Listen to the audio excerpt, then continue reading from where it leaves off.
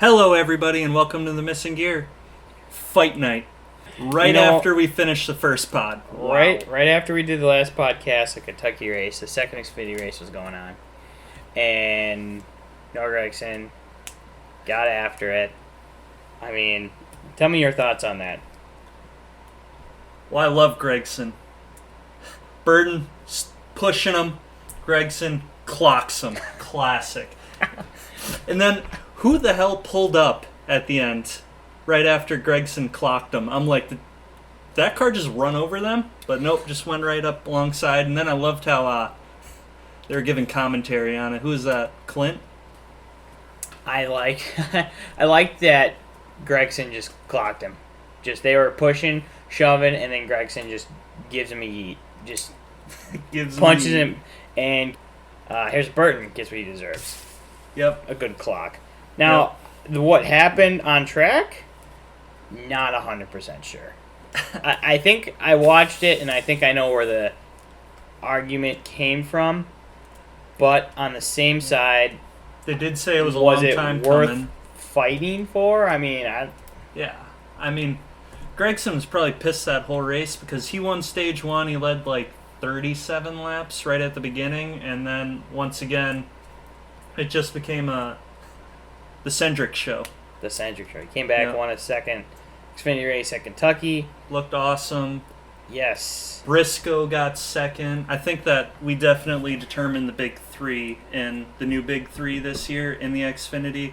It's Briscoe, then Cendric, and then I think Gregson. Just because he's won 8 stages, he's led way more laps than anyone else. He has 2 wins. He's second in the regular season standings. Okay, that's fair.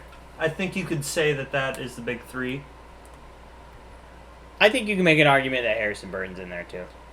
I think he was, but he's been struggling lately. He was at the beginning of the season. Brandon Jones, though, has been struggling a lot more. Brandon Jones I think he got another, finish in the 30s. Let me just take a look. He at least won a race this year.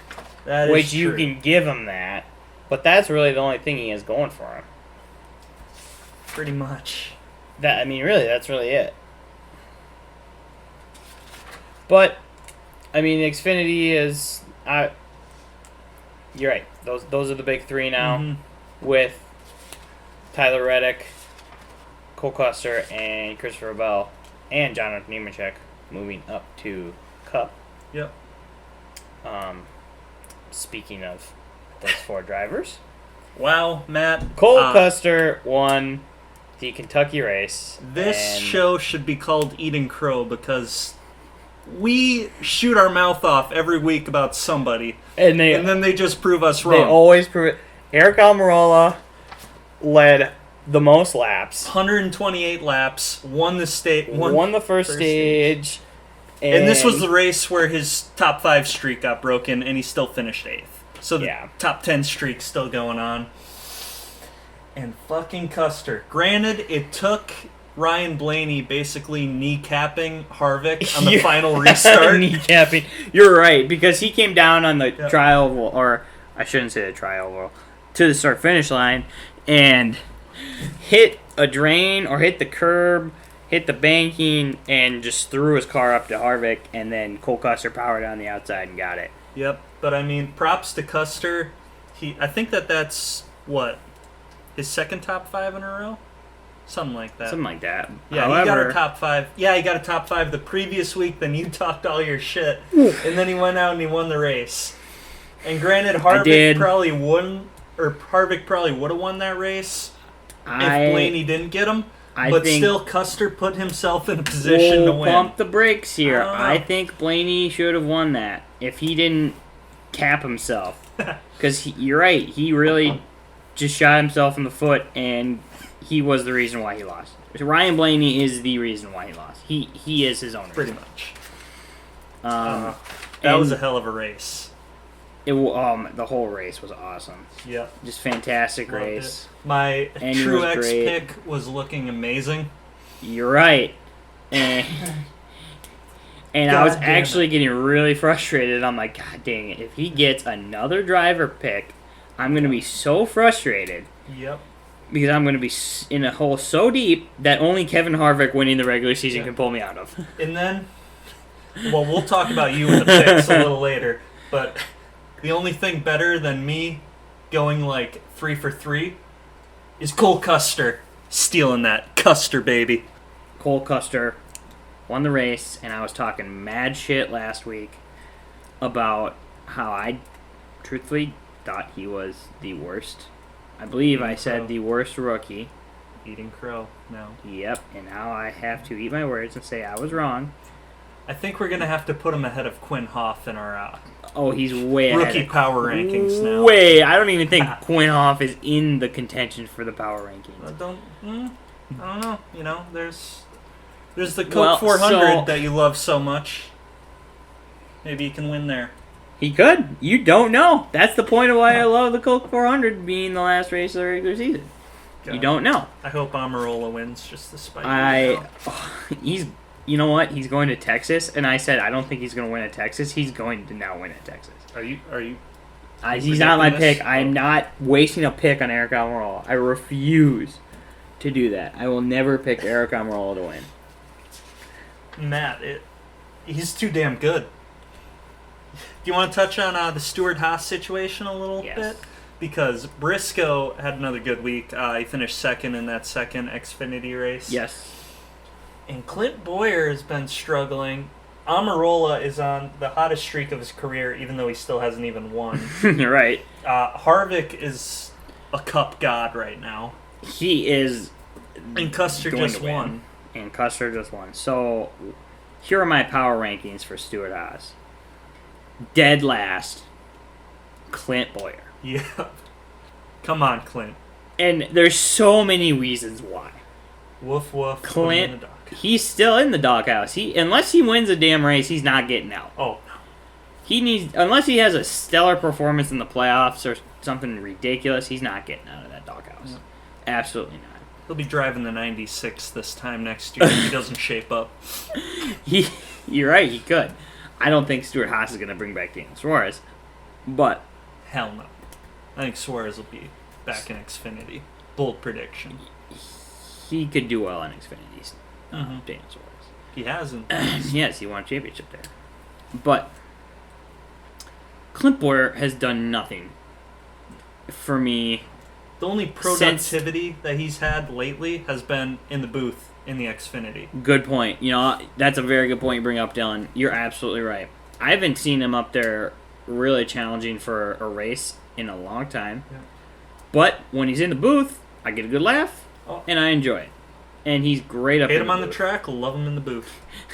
I wouldn't say I hate him on the track, but he's done really nothing for me. I hate the underachieving.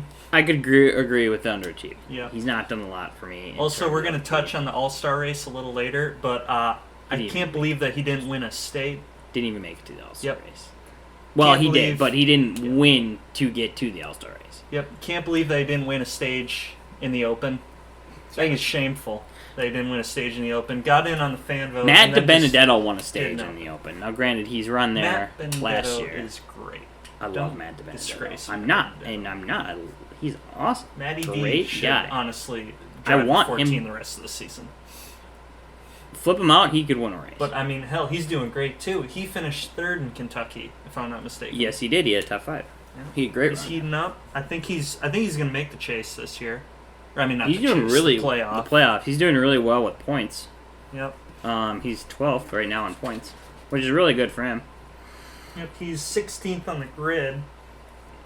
I think he's 12th in regular season points, though. Yep. But here, let me touch on this. Back to the Stewart-Haas. Going in at second to last. And it pains me to say it. And I feel like I'm going to come to 2 weeks from now and my decision will be different. Is Eric Almirola. Now, here's why. He still has not won a race in, I believe, the last 2 years. This is the one thing that we still hang on to, Matt. He's done it all besides that. He's not won a race. Which is kind of the whole point of running a race, to win it. The biggest focus that NASCAR's had since revising the chase is that you gotta win. You win and you're in. You need to win. The whole purpose is that you gotta win a race. That's the whole point. I mean, right? That's the whole point of NASCAR. You gotta win a race. Exactly. And Eric Almirola has only won one race with Stewart Haas. Points paying race with Stewart Haas at Talladega. Matt, do you think he could pull a Matt Crafton last year in the trucks? No. I think I'm a firm believer. He's scaring me. No, I think I'm a firm believer that if Kevin Harvick makes it to Phoenix in the Final Four, you might as well just give him the trophy without running the race. True. You might as well just hand it to him. Don't even let anybody else Disaster scenario. What if Harvick crashes or something? Denny Hamlin is wrong. Second because he won there last year at the Phoenix race. Denny Hamlin will put up a fight, but I still think Harvick will pull it out. It is the big two, but I'm just worried. Almirola. No, I'm a firm believer. I don't think he can pull it together under pressure. The scariest. I don't think he can ever. Because he can't. He's leading and he can't even hold it. I mean, he's had multiple great cars and he just can't finish a race to win it. He just can't. So coming in third is Cole Custer. Mm-hmm. And obviously he's ahead of Eric Almirola because he won a race. I feel like that's a dead giveaway. It doesn't matter if Eric Almirola has more points, more top fives, more top tens for all that matters. Cole Custer won a race. Cole Custer pulled it off. And he is locked into the playoffs. Eric Almirola is not locked into the playoffs. Do you understand where I'm going with this, Dylan? I do. Eric Almirola has not won a race. He is the top non-points race guy in the grid, though. Yeah, and he has not won a race. Yeah. Could that happen? I hope not. For the sake of my, I think the podcast has to end. I don't want to say that. But I will say so bad. I will have lost all my credibility if Eric Almirola wins a race. All of it's gone. I have none. Your credibility really got... Ryan Blaney not only kneecapped Harvick, he kneecapped your credibility. Pretty bad. He did. And I hate to say it, he did. He kneecapped my credibility really bad. Okay, back if you would have just listened to me when I was trying to tell you, well, he just got a top five. He got a top five. You're right. No, I didn't. No, you doubled down. Whenever we double down, we fuck ourselves. You're right. Okay, coming in. Technically, this would be second in terms of reverse order. Is Chase Briscoe in Stewart Haas power rankings. Chase Briscoe has... I don't care if you want to say it's the lower series. Chase Briscoe has been winning races. He's been running great top fives all season. He's number one in the Xfinity insanely good this season. You could argue maybe if a couple things break his way, he could have one or two more wins. I agree. So, Chase Briscoe is for sure number two on my Stewart Haas power ranking. Yeah, I mean, right now, obviously we still have to go through the playoffs, and who the hell knows who's going to win the championship. But I feel like he's done enough where it's this guy's got to be in Cup sooner than later. I think not, and I've said this before and I'll say it again. I don't think next year is the year for him to go to Cup. But I think in the next 2 years, he should be in Cup. Definitely. I think by the 2022 season, he should be racing in Cup. And I think he should be replacing Almirola or Clint Bowyer. Yep, right now, I think Clint. I agree. As much as I'd rather have Almirola out of my life, out of Haas, I feel like it's going to be... Yeah. Clint Bowyer only has 10 career wins. It's not a lot. He's not that great of a driver. He's had, He's been in good equipment before, too. Yeah, a couple of good seasons. But, it's kind of like Junior, where, Junior really had the Junior Sance, as I call it. Yeah, you called it that before, yeah. 2014 and 2015, I think, and he had 2003, and that's where half of his wins came from. Bowyer, I don't have all the facts in front of me, the stats on his career, but there's a great Michael Waltrip year. I think he was pretty good in the 07. He was, But- and he ran and at then he 33 won- at one point. Yeah, 33, and then he won 2 races in 2018. Yes, it was Yeah, the and that's- Martinsville race and I think a Michigan race. Yep. I could be wrong with the Michigan race. I know he won the Martinsville race, the Mhm. spring Martinsville race. It's the 2018. day the greatest streak died. You're right. Yeah, for sure, the greatest streak ever. Yeah. And obviously, coming in at numero uno is Kevin Harvick. A fucking god. A NASCAR god. And we don't even need to have a discussion on this. We all know why. He's just been winning Dominant. a lot. Dominant. And if he's not winning, he's second. And if he's not second, he's in contention for the win. Yep.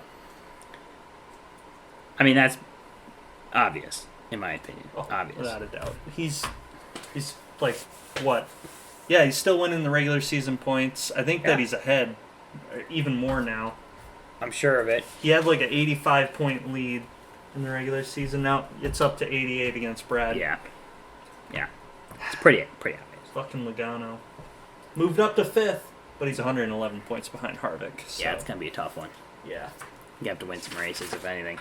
So, Matt, the All-Star race, for our predictions, I guess I'll just start with that. I went and I texted you. Well, hold on. Let's take a step back quick. Let's talk about our Kentucky picks. We haven't even got there yet. All right. And we haven't even talked about the Kentucky race. Wow. Let's talk so about that much first. to talk about. Okay. So, you want to start with our picks? Yes, please. Okay, hit me with so our we both picks. picked Ford for the manufacturer. We both got a point for that. Then you picked JGR, which would have been great if Truex would have won. just been able to pull it out. Yep. I picked Hendrick because I thought Bowman or Elliott could win it. And then I had Truex for my driver, and you had Brad K. And they both Brad, again, Yeah. was a sneaky good pick. Yep, they both said that had a last chance. And Truex was right up there about to win. Oh, He God, was. I was so happy for that whole last part of the race, and then the fucking restarts Yeah. at the end. Fucking Custer. Killed me. So I was winning 24-14 against you. That was great. That was grand. So, obviously, we know the Kentucky results. We know where we're at. It's currently 24-14. You then proceed to text me last night. Yep. Or, no, it was yesterday afternoon. 10 points if you can guess the All-Star race winner. I wanted to bury you. You're thinking, I'm going to cream him if I get this. Yep. I am doubling down. It is double or nothing. If I get this, I'll be 20 ahead. I even gave you first pick. You did. Who'd you pick, Matt? Chase Elliott. Fucking Kyle Busch. And you picked Kyle Busch. And then I said, dang it, that's a really good pick. I should have picked Kyle Busch. And then I reverted and said, no, I'm standing by my pick. Chase Elliott has run well there in the spring race. I'm sticking with it. Yep. And look what happened. Chase Elliott. Dub. 1-2. 1-2. You're right. Chase 1-2. Elliott. And then Kyle Busch was Kyle second. Busch. See, so we somewhat know what we're talking about. A little bit. We have some credibility. A little bit. Not a lot, but some. Just a bit. Of course, we didn't catch that on a mic, though. No. No. So now, we're tied at 24, right? We are tied at 24, Matt. I So now- lost my entire cushion that I worked so hard. So now, if you want to tell me how much would I be winning if the season ended right now? We'd be in a tie, Matt. No. I would have 25 extra points because I picked Kevin Harvick. Shit, I forgot about that. Oof. And now thinking about it, I you're need- the one in the hole. Yep. I need to hit big the next couple of weeks. Yes. Then I need to make some things happen in the playoffs as well. Yes. Yes.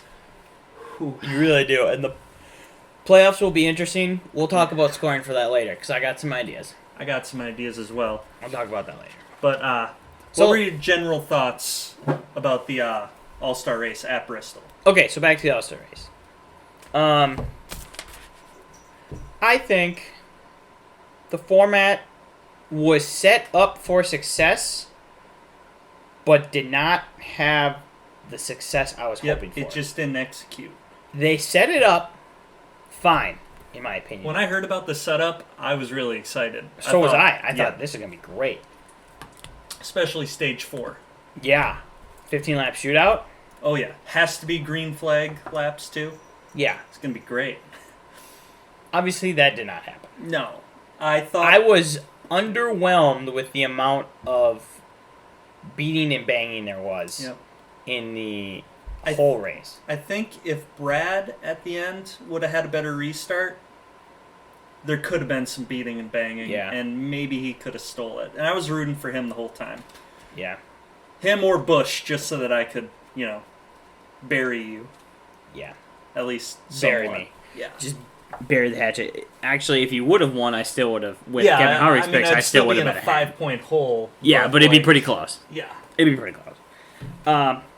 The format was set up for success. It just didn't execute, and here are my reasons why. I think the top lane didn't have enough time to develop, from what I could tell, based from watching the Open and the All-Star race. I felt like the top lane comes in after more of a long run, and I felt like they put the PJ1 on the bottom, and I felt like in all reality, you think the top lane is the preferred lane, but when you're running single file, the bottom is the preferred lane. Mm-hmm.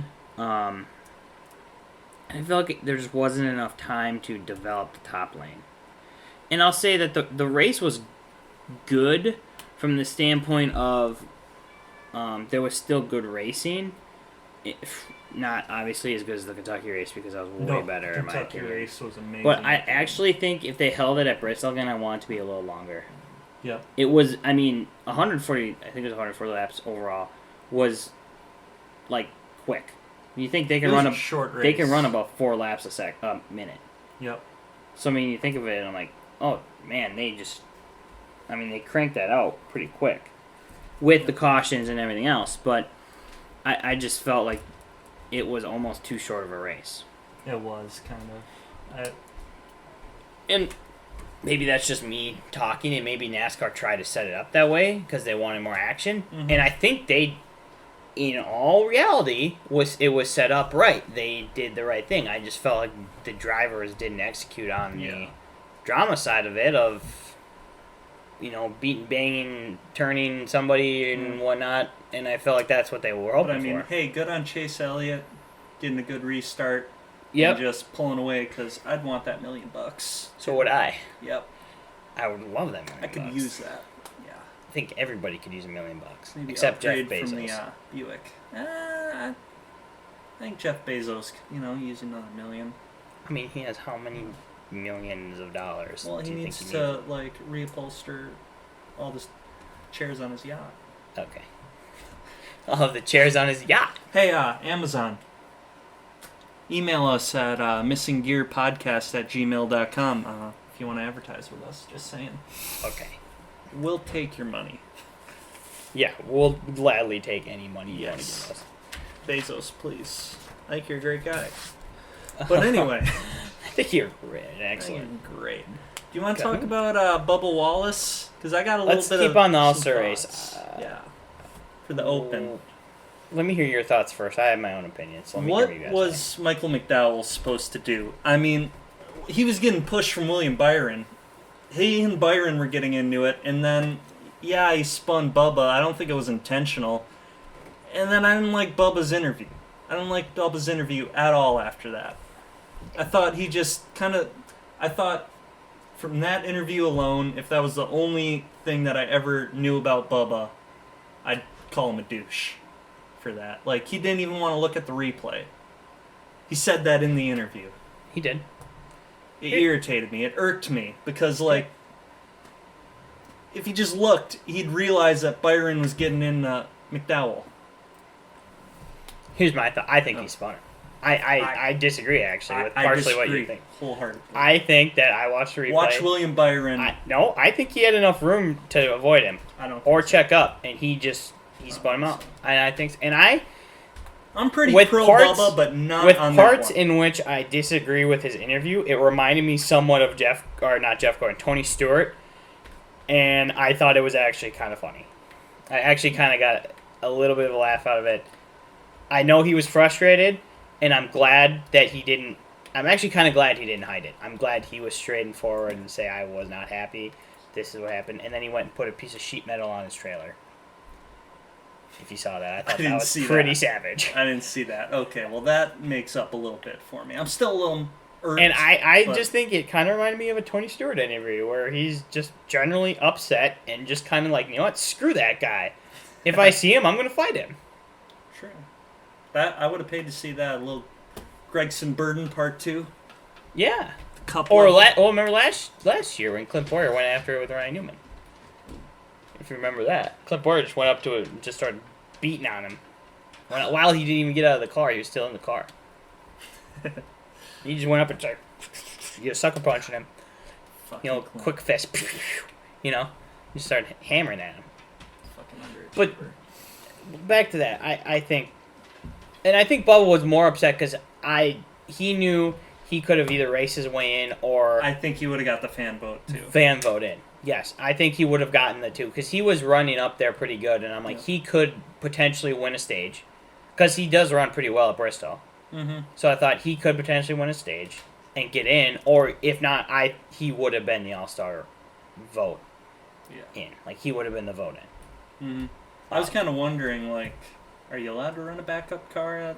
No, and I was too, and then I heard Mike Joyce say, well, in order to van vote in, you gotta have a car that can race in the All-Star race after finishing the Open. His didn't look too good after No, that. it was completely total, and I could tell he was frustrated. I think that's partially why he was frustrated, because he knew that he could win a stage and get in, or get fan voted in and be in the All-Star race. Yeah. So back to the All-Star race. Buddy Camaro was there too. I think he waved the flag. Yeah, it was. I remember that. What do you think about some of the changes that NASCAR made? What are the winners and what are the losers? So out of everything that NASCAR did in terms of the underglow lights, the changing of the location of the number, the Bristol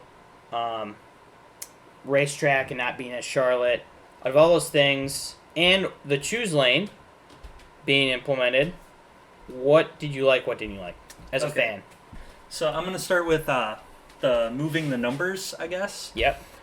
I kind of liked it beforehand, and it kind of worked and it kind of didn't, because, like, obviously when you look at Denny Hamlin's car or, like, Joey Logano's car, like, they have the same paint scheme every week and it's very distinct. Like, I can tell, but it was weird looking at the numbers so far back and then seeing, like, FedEx or Pennzoil on the car, and then, like, Elliott had a scheme that I haven't seen in a while. I think it was, and it was like a different color, and obviously I got to know Elliott, like, Mountain Dew, Hooters, Napa. Obviously I knew it was Elliott when Elliott was leading, right? Once I picked it up, but, like, I wasn't a huge fan of that. I did, for some weird reason, really like the underglow when I thought I wouldn't. Really? Like, I don't want it ever during a regular race, but, like, if we're gonna do the exhibitions races, the Busch Clash and the All-Star race and the Open, I'm fine with that. It was, like, a nice little one-off thing. I like that. When I thought that I was gonna like the numbers more, I actually like that more. The choose your lane, I don't know. I don't really have much of an opinion on that. And then Bristol, I liked the rules that they had, and I liked the track, but once again, the drivers didn't execute. And I don't really blame the drivers too much. Right. But it was just, I don't think that if you ran 10 All-Star races at Bristol, that they would all turn out like this one. I think that there would be a lot more beating and banging. That's a good point. Just kind of a bad draw, I guess. I can agree with that, and on going off that, I think we got the 1 out of 10 that just kind of happened. I think you put the All-Star race at Bristol again next year, I think it's going to be awesome. Yeah. I like the change. They don't need to keep it there forever, but I think that I can live without a 1.5-mile track being the freaking All-Star race. You know how much I don't like the 1.5 miles. I like Charlotte. I do like Charlotte. I'm fine with Charlotte. I think that they should have, like, they do it at Bristol one year, they do it at Charlotte the next year, then, hell, maybe even give them, like, another 1.5, another Texas. No. Yeah. Absolutely not. Texas. I like that they held it at Bristol. I don't think they could really do it anywhere else unless they did like Richmond, because I think the shorter tracks are the way to go. True. Because they already do the Clash at Daytona, and I don't think you need to put it at another super speedway, because I think the Clash is fine as it is, being its own event. I think I'm kind of opposite on you in a few of these things. I like the choose lane. I actually liked it. I think there was a little bit of strategy involved there in the driver's hands. Not so much the crew chief's hands. It's more the driver can choose his own fate of what he likes. Because I know there was a point where the first two drivers picked the top. Like, I think it was, I want to say Blaney or Chase or Harvick or somebody and Chase were 1-2, and they both picked the top. And then the third driver was like, well, I could either be 6th or 2nd. So I'm going to technically take 2nd, and they took 2nd. And then the next driver took 2nd, or 4th. I'm sorry, 3rd or whatever. And they just kept... I mean, at one point, I think Austin Dillon was 9th, and because so many people took the top, he then went to 5th. And he gained like 4 spots. Now, I don't know if that worked out in the restart. I didn't look that closely, and I don't remember. For Austin Dillon. But the point being that I like the strategy involved with that. Does it need to happen every track? No, but in terms of Bristol's case, I didn't mind it.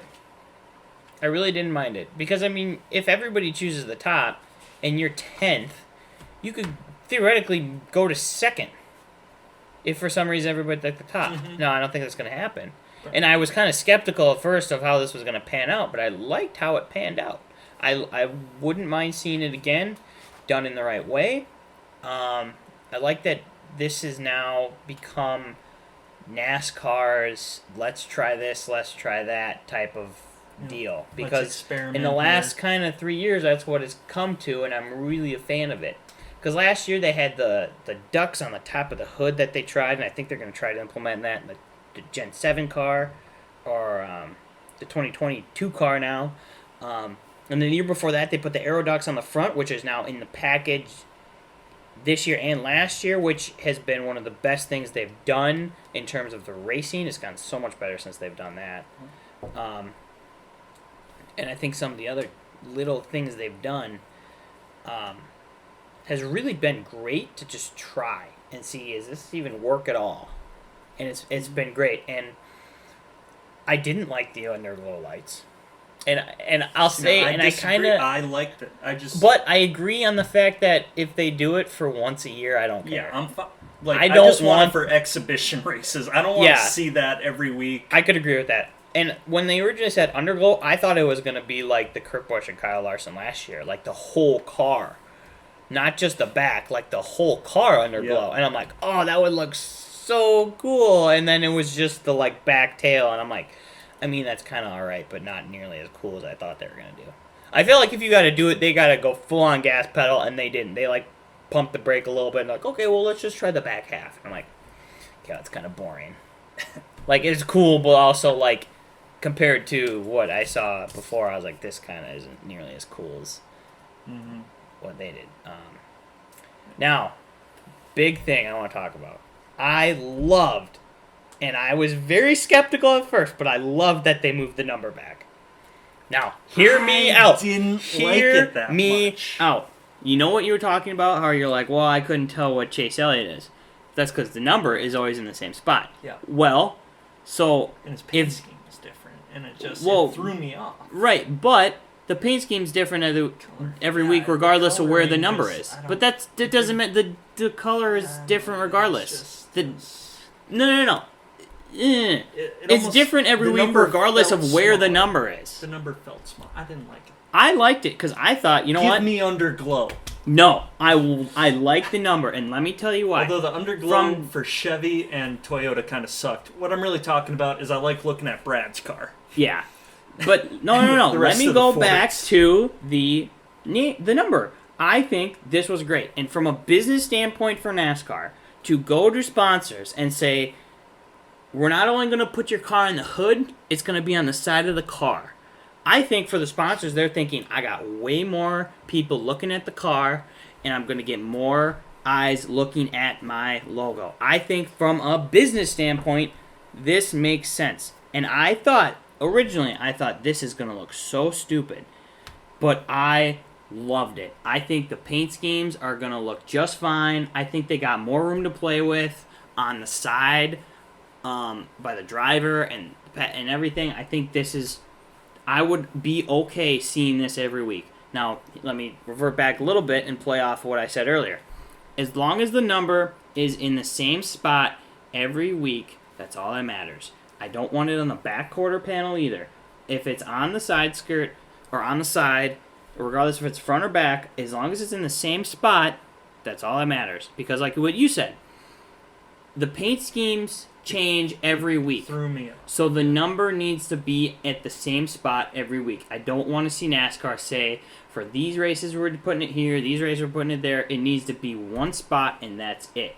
I think NASCAR is going to make this change. I think based off of what I saw and what I personally liked in the other sponsorships that were on the side, I think NASCAR is going to change and put it in the back. I will make that bold prediction right now. I could totally eat crow on this, and you know what? That's fine. I hope you eat crow again. I would be 100% okay if they put that and left it there. Because, again, from a business standpoint, you want to keep sponsors and you want to bring new sponsors in, right?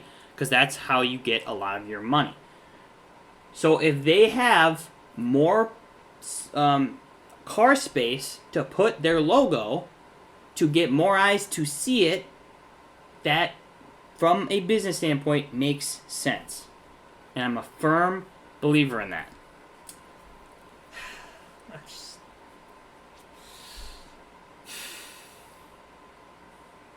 You're wrong. You're wrong. You're wrong. You're wrong. You brought up Kyle Larson a little bit ago. I want to talk a little Kyle Larson. Now, Kyle Larson, there's no way that he's going to stay suspended in the next year. Mm-hmm. He's driven nothing but a Chevy his whole tenure. Yeah. You know where I'm going with this? 48, Hendrick. I could see it. Didn't we talk about this earlier? I don't think last week that we brought up Kyle Larson being a possibility for the 48, but that's the only sane... That would be a actually very good decision for Rick. Not to mention, Hendrick. I think Gordon really likes Kyle Larson, and Gordon is listed as the team owner for the 48. He is. He's the car owner, technically, I believe. As the car owner, yeah. Whatever, but yeah. Same thing. Yeah, not same thing. But I know what you mean. Yeah. But, I don't know. Then Brad stays. I would love if Brad goes to 4 stays in there, teams. 0-2 for Cendrick. Whenever Not he the comes 02. up. Just give him a different number. Well, they always Not have the twos. 02. They have the 12, they have the 2, and they have the 22. The You can't do the 32, the 42. Taken. The 52's the taken. past- The 62's taken. Yeah. 72, baby. 72. A Penske 72. Oh, well, Brendan Gaughan's last year. They could take the 62, technically. Ah, I think. I don't know how that works I exactly. don't think that would look good in the Penske kind No. of. No, I agree. But also, they had the 02 for a couple of races. I forget when. It might have been the Xfinity, but it looked sharp. Snap-on sponsor him. But anyway. Snap-on sponsors Brad right now. Yeah, but we'll just move sponsorship around. Okay. Bring Miller Lite back, please. Exactly. Speaking of Miller Lite Exactly. and Brad Keselowski, let's Matt, talk about the sign. What do you have here? So, Dylan, let me tell you the story about how I obtained said sign. Ooh. 2019. Clean. 2019. I was down in Daytona. Old true. Grab 2. I was down in Daytona. It was for the Daytona 500. Now, I went to dinner, and they had those signs out front. And I asked the waitress. I said, hey, what do you do with those signs when you're done with them? They said, just throw them out. I said, can I have them? She said, if you come back for dinner after the 500, you can have them. I said, heck yes, I will be back. Came back. I waited an hour and a half to get to get a table. I had the same waitress. I requested her because I wanted that sign. And sure enough, they held true to their word, and I got the sign. What is the name of this restaurant? Give them a plug. I honestly am going to have to Google Maps it. I don't remember off the top of my head. I know where it was located, but let me find out. That is But a sharp looking so sign. I went and stuffed it in my suitcase to bring it back home, and it was out in my garage. I redid my wall in my garage, and I thought, you know what? Let's put it in the pod studio. So I wanted to ask you, where do you want it? Well, I'm thinking we got Rusty Wallace directly where you sit. I'm thinking Brad K right here, right alongside. Holy shit, that's a big sign. Yeah, I know. It's quite large. Matt from right here. Over? Yep. I could figure that out. And I'll roll it back up after the show. All right, I could figure that out. I can put that somewhere that it makes sense. I think I am gonna go to a bar and just start. Hey, what do you do with that one after you're done with it? What do you do with that one? You What do you could. do with that one? You could. You know what I just found? My dad had a blow up. Doll? That too. I'm talking about this one. You had a blow He up had doll? a blow up Rusty Wallace #2, the Blue Deuce when it was blue Miller Lite car. Yep. I blew it up. There's a little hole, but I can easily patch it. Okay. All right. I also see you. found like a light sign thing. I don't even know what it is. We'll have to put it on our Facebook page. Bahama Breeze. Bahama Breeze is the name of it. Thank That's you. where I went. Thank you, for the Bahama sign. Breeze. Yeah, I know you're not listening, but you know who you are when I say thank you for the paintings, by the way. Yep, free sponsorship right there. Yes, absolutely, for the 10 people that listen. Sponsored by Bahama Breeze. We're going to get 15 people this week, Matt. I'm confident. All right. All right. I didn't even finish my thought. In terms of the race, the All-Star race at Bristol. I would like to see them go back to Bristol next year. Mm-hmm. And Give it another give go. it maybe 2 more years, and if it's a dud, then consider your options. But I think that it will produce a good finish. Yep, I think that this was an outlier. I don't think that it's necessarily going to be like just balls to the walls. Yeah, and I think bang bang. I think go if they ahead, do it again, but change it will up be more. the racing package. Full underglow lights. That would be cool. Or make it so change like the cars and you have a completely weird spoiler or something that completely changes the car and make the teams have a challenge and see where they go from there. I think would also be awesome and good to see. This is completely off the top of my head. What if you do 4 stages, or what if you do 4 regular stages, and then the 5th stage, it's all the stage winners? And it's just a 10-lap shootout. Or what if I think they might have done this once before, but what if every stage you have 20 cars, 24 cars, whatever you got. Every stage you knock off 4 drivers. That's even better. And then so you have 24, first stage, all right? Boom. You got 4 stages. You got 4 cut off. Next, so now you got 20. Next stage, boom, take 4 off. Going to the third stage, you got 16. Boom, take 4 off. The last stage, you got 12 drivers that have a chance to win it. I like that. I think that'd be something It's a cool better to see version too. of my plan, yeah. That would be awesome. I wouldn't One mind seeing exception. that. Each stage winner gets to start in top 4. What if you did that? Could do something like that. Or Because you want to keep the stages Yeah. really competitive. Yeah, that's true. Could do that. You got options. And it just goes by like a random draw for each stage winner. Yeah, you could do something like that. I think that would be good.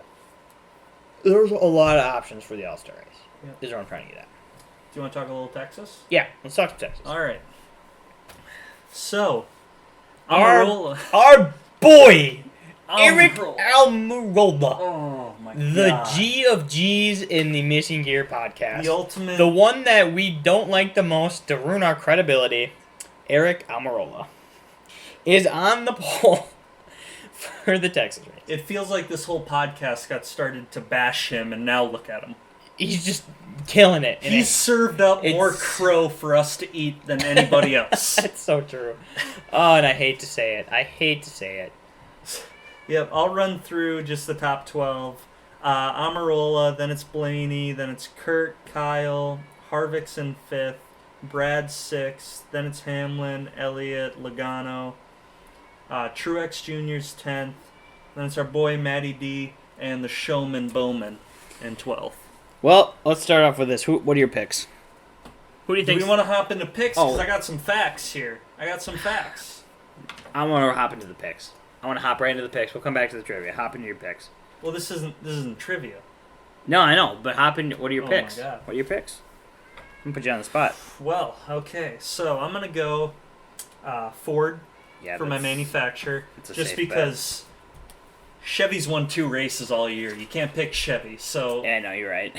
And the only people that win in Toyotas are Gibbs. JGR. So you might as well take Ford, and then if you want a Toyota win, pick JGR. Yep, basically. So I got Ford, then I'm going JGR. Okay. Because, all right, I'm going to get into it. I'm going to lay some facts down on you even though you don't want it. So basically... Can I predict what your pick is going to be? Do you have your pick in mind? Like who you're going to pick? Give me the pick. I think you're going to pick Denny Hamlin. All right, well, I'm going to go through that right now. I really think you're going to pick Denny Hamlin. Hamlin has 3 wins. Kyle Busch has 3 wins. Truex has never won here, but Truex is eventually going to win here. Yeah. Truex is pretty good. And then Eric Jones. Now, he has 7 starts at Texas, and he has the best average finish of any driver, active or not active. Granted, it's only 7 races, but it's an average finish of 9.43, which is higher than Kenseth, Harvick, and Jimmy Johnson, who are the next on that list. He has 3 top 5s there, and he has 5 top 10s, and he's never finished outside of the top 20. All right. Pretty fucking good. Yeah. So I'm going to go JGR for my team. And then my driver. This one's tough. I want to pick Jimmy just because he's won 7 races at Texas. So, I want him to get that last win pretty bad. Yeah. Even though I'm starting to think it just isn't going to happen. And I refuse to pick Amarola. I'm with you. I refuse. Basically, it's coming down to Harvick and Hamlin.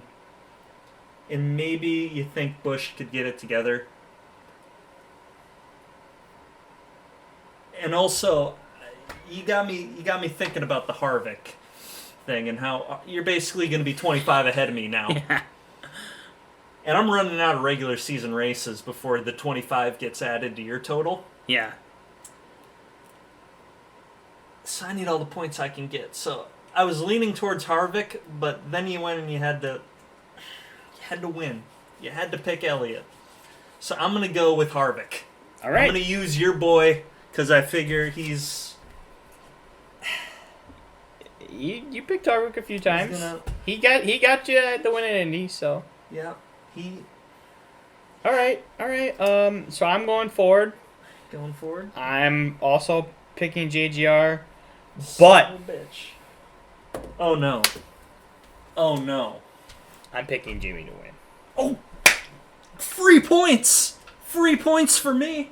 I hope you eat that so hard. I hope to God you eat that. I say that because, now, Jimmy has been struggling, but last year, spring Texas race, he won the pole, and he led a lot of laps, and he had a great finish. I think Jimmy can pull this one out of the hat and not get dumped in the last 10 laps that he has like 3 times this season going for the win. Because he got dumped at Kentucky. He got dumped at Talladega. I shouldn't say dumped because he was just being aggressive, and honestly, that was his own fault. But I'm just upset because he could have won both of those races. Had a chance honestly. at He Charlotte, had a chance. And then, black flagged. Disqualified. Yeah. He DQ'd because his car didn't pass. Mm-hmm. Which, come to think of it now, those points would have really helped. Yeah. A lot. Big time. Which Big sucks. time. But now he's on the bubble. He is. Custer has fucked you over in so many ways. God, you're right. I love it. He might just make it into my stable of drivers that I have.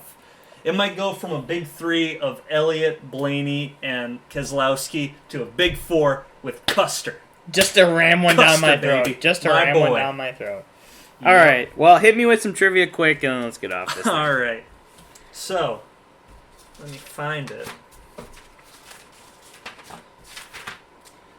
The All-Star race has always been held at Charlotte Motor Speedway prior to this year, Atlanta. except I know where this was going. It was son of a it's bitch. Atlanta in 1987.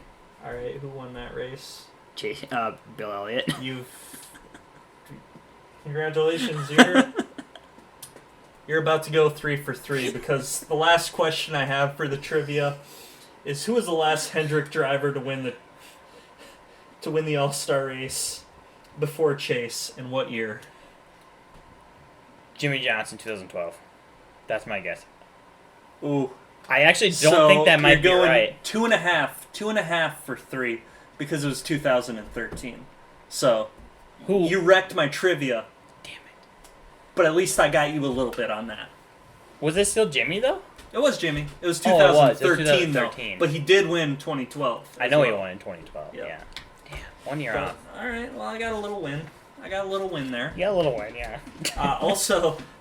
Also, you just want to make some for fun predictions at the truck in the Xfinity level. Sure. Sheldon Creed's on the pole for the truck race, I believe. Just one rain shortened race at Kentucky. Didn't watch it. It was a rain out. I Sheldon Creed did win that one. hate rain outs, so. I'm going to go with Johnny Sauter to win the truck race. Well, I'm going Kyle Busch. Is he racing in the truck Kyle race? Busch is in the truck Oh, and the fuck. Xfinity. Oh, this then I week. might as So well I'm just give going- him to Kyle Busch. You're So right. I'm going Kyle Busch in the truck. I'm going to be rooting for Matt Crafton that whole time. But yeah. Yep. Yeah, my pick does not. My pick is That's an 80% invalid. chance Kyle wins. My pick is completely invalid, Yep. knowing that Kyle Busch is Also, in there. Kyle Busch in the Xfinity race. The I don't Xfinity is think interesting. It's not. He's only won one race in 4 this year, so there's a chance that he There's a doesn't chance win, he doesn't win. You're right. which would be nice. I'm gonna go in the Xfinity. It's gonna be Gregson. Dang, that was a good pick. That's what my pick was going to be. Yep. I was going to be Gregson. Yep. That's what my pick was. But also, since he's running all 3, if there was a week to pick Kyle Busch, it would be this week. God, yeah, you're right. Because he Because- would have the yep. practice of the 2 other Yep. races. And that does help And he him. would just. I'm not changing my pick. I'm still going with Jimmy. Yeah, no, fuck Kyle. I've hated Kyle this season because, like, he's an underachiever just like Boyer. Like, granted, he's accomplished way more than Boyer at this point in Yeah. his career ever could. Oh, I agree. But, you know, just show me Yeah. something, Kyle, before Right. I start, like, picking you again. Yeah, I know what you mean. Well, on the last note, we started a Facebook page. You can follow us and like us on there. We will post the episodes on there. Yep. Dylan will post them. I will edit them because I am not the social media guy. Yep. We've deemed that Dylan's the social media guy. I'm the social media guy. That's our editor. Yeah, I'm Yep. not the social media guy. I let Dylan do all that. Anyway, we'll catch you next week. We'll talk some Texas and All the other craziness around the sport. whatever else is released. Because I don't know. There's always news every day, it seems like. Thanks for listening to the best podcast this side of the Mississippi. Yeah, okay, Dylan. See you next week.